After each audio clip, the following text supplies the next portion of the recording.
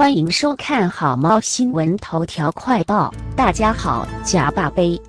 一起来关心今天的新闻头条。中国政府应国际社会要求，今天首度对过去2000年来的对外侵略行为表示道歉。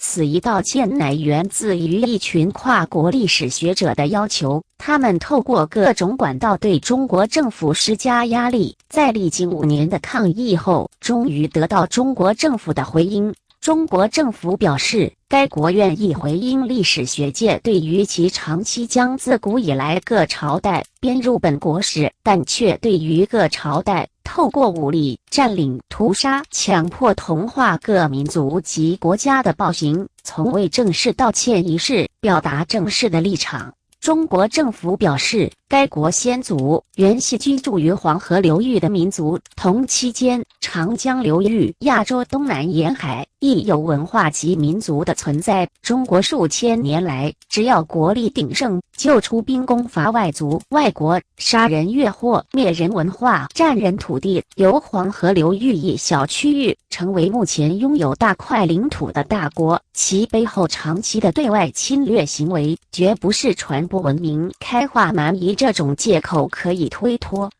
中国政府对于受害的族群、国家乃至个人表示深切的歉意。此一声明传出，日本政府首先表示欢迎。日本首相表示，中国能一反前例，从一味要求日本为2战侵略一而再再而三的道歉，改为反躬自省，反省中华帝国数千年的对外侵略史。日本政府表达理解与支持。